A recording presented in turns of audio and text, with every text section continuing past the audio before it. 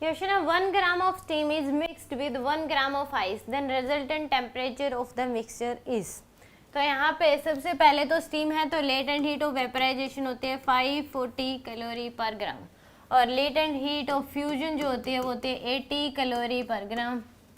तो ये आ जाएगी आपके पास latent heat of vaporization 540, latent heat of fusion होती है 80। तो यहाँ पे 1 ग्राम जो स्टीम है वो इसमें with 1 gram of ice, 1 gram steam में क्या डाल दिया, 1 ग्राम आइस डाल दिया। कॉमन टेम्परेचर बताना है मिक्सचर का क्या हो जाएगा। तो हम यहाँ देख लें कि 1 ग्राम से ये क्या बन जाए 1 ग्राम वाटर, तो उस केस में हीट एनर्जी क्या करेगा, रिलीज करेगा।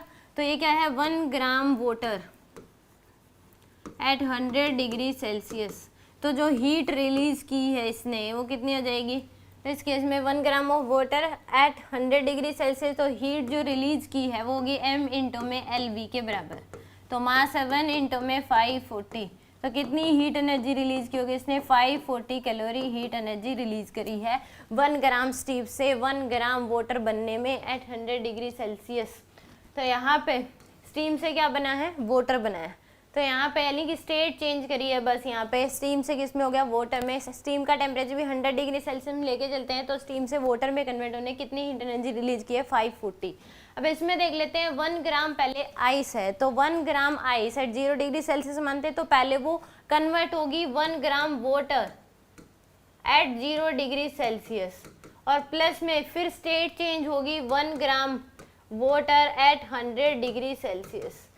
कितना हो जाएगा, मान लो हम दोनों का कॉमन टेम्परेचर लेके आ रहे हैं 100, तो इसको कितनी एनर्जी चाहिए होगी, ये हीट गेन करेगा। क्या करेगा, हीट गेन, ये करेगा हीट गेन। तो कितनी हो जाएगी आपके पास 1 ग्राम, तो m इंटू में LF प्लस में MS डेल्टा T, ये आएगा आपके पास। तो यानी कि m इंटू LF, तो यानी कि 1 इंटू में 80 प्लस में मास है 1 into m specific heat capacity water 1 होती है इंटू डेल्टा T 100, तो आएगी 80 प्लस में 100 यानी कि 180 कैलोरी। तो इसको अब इस केस में क्या बन गया, दोनों को मिक्स कर रखा है, तो ये क्या बन गया 2 gram water at 100 degree Celsius. क्या हो गया 2 gram water at 100 degree Celsius, ये हमारे पास सिचुएशन आ गई। और 2 ग्राम वाटर बनने में दोनों का टेम्परेचर 100 डिग्री सेल्सियस, जो हीट एनर्जी यूज हुई वो कितनी हुई 540 इसने रिलीज की थी, इसने कितनी गेन करी बस 180। तो यानी कि जो यूज्ड हीट हुई वो कितनी हुई 540 माइनस 180, बस 180 यूज टोटल थी, 540 यूज हुई 180, तो बच कितनी गई, जो रिमेनिंग है यूज नहीं, रिमेनिंग जो है यानी कि रिमेनिंग एनर्जी जो बचेगी कितनी 360 कैलोरी।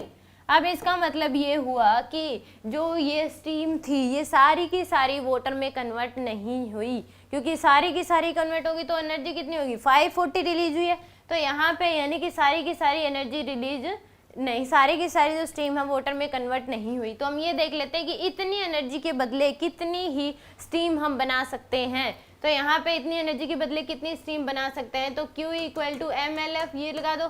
Q की वैल्यू 360 इक्वल टू मास हमें निकालना है, ये है 540, तो यहाँ से M की वैल्यू आ जाएगी 360 बाय 540, तो यानी कि 0 से 0 कैंसिल,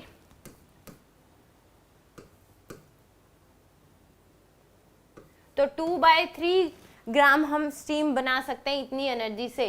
तो टोटल वाटर था हमारे पास 2 ग्राम, तो यानी कि इस केस में हमारे पास जो स्टीम बन गई वो कितनी बन गई हमारे पास टोटल वाटर, यानी कि हमारे पास क्या होगा मास कितना हो गया 2/3 ग्राम हो गया, यानी कि इसमें से 2/3 ग्राम तो क्या होगी स्टीम होगी, और जो वाटर होगा वो कितना हो जाएगा 2 माइनस 2/3, यानी कि आ जाएगा 4/3 ग्राम क्या होगा वाटर। तो 4/3 ग्राम क्या होगा उसका वाटर होगा।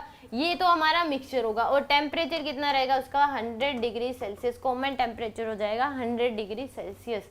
तो इसका आंसर जो आना चाहिए वो ए ऑप्शन इसका क्या होगा, करेक्ट होगा। यानी कि जो स्टीम है वो कितनी इतनी तो बची रहेगी, बाकी जो है हीट एनर्जी उसने लॉस कर दी, आइस का टेम्परेचर बढ़ा दिया, उसको वाटर में कन्वर्ट कर दिया, तो ये मिक्सचर रह जाएगा। 2/3 ग्राम स्टीम होगी, 4/3 ग्राम वाटर होगी, और टेम्परेचर होगा इनका 100 डिग्री सेल्सियस।